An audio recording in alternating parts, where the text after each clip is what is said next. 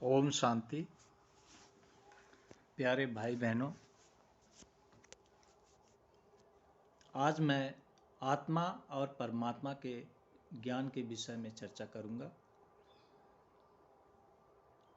आत्मा और परमात्मा दोनों अजर अमर अविनाशी हैं। किसी की भी आत्मा कभी नहीं मरती। साइंस में भी कहा गया है कि एनर्जी कभी डिस्ट्रॉय नहीं होती, हाई पोटेंसी से लो पोटेंसी में ट्रेवल करती है। ठीक इसी तरह आत्मा सतयुग में सतो प्रधान और त्रेता में सतो, द्वापर में रजो और कलयुग में तमो स्थिति में आ जाती है। यानी हाई पोटेंसी से सतयुग से कलयुग अंत तक हाई पोटेंसी से लोअर पोटेंसी में ट्रेवल करते हुए सतो प्रधान से लास्ट में तमो प्रधान स्थिति में आ जाती है।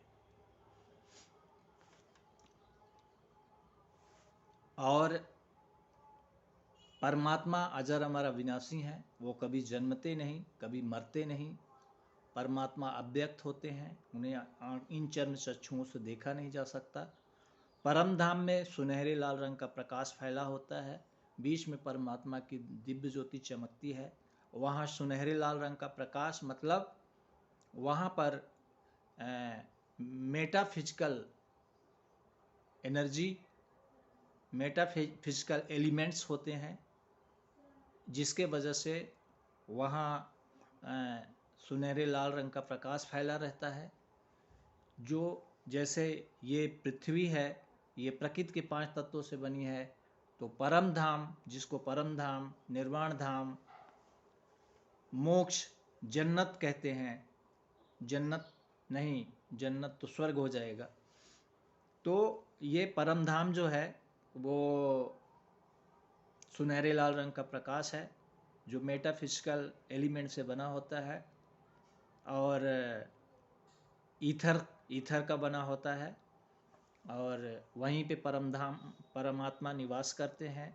परमात्मा और आत्मा का स्वरूप इतना छोटा होता है कि इन चर्म चक्षुओं से तो छोड़िए, किसी भी साइंटिफिक इक्विपमेंट से भी आत्मा और परमात्मा को देखा नहीं जा सकता, इतनी छोटी होती है।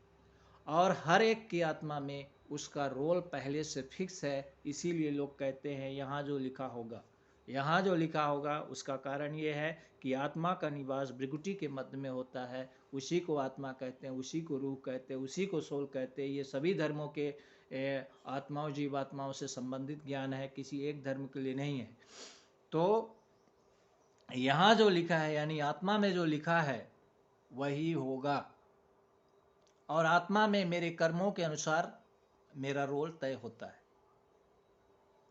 और ये ड्रामा है, कभी किसी का रोल बदलता नहीं है।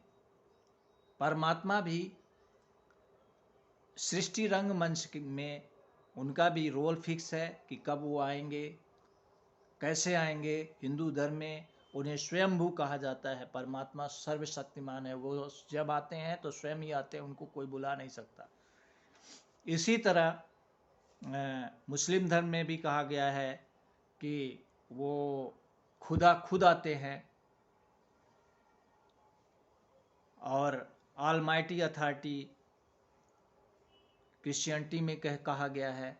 इस तरह से परमात्मा स्वयं सर्वशक्तिमान है और वो भी ड्रामा में बंधे हुए। इसीलिए बीच में किसी को जब कोई कष्ट होता है उसके कर्मों के अनुसार, तो भगवान को याद करते हैं, लेकिन भगवान की मदद उसे नहीं मिलती। ऐसा नहीं कि भगवान को दया नहीं आती, लेकिन भगवान कार्मिक फिलॉसफी से बंधे हुए, जैसी करनी वैसी भरनी।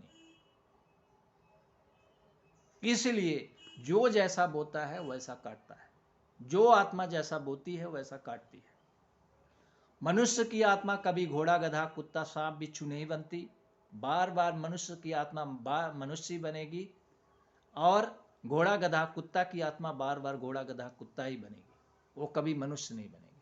हाँ, कुछ एक्सेप्शनल ऐसे केसेस हैं जो मेरा पर्सनल एक्सपीरियंस है कि भक्ति मार्ग में ये है भी कि जो बहुत पापी आत्माएं होती हैं वो दोबारा मनुष्य योन में नहीं जाते भी हैं तो नीच जीर्ण शीर्ण जीवन वाले को पाते हैं, गरीबी, लाचारी, भूखमरी, बीमारी आदि से त्रसित होते हैं अपने कर्मों का सजा काटने के लिए।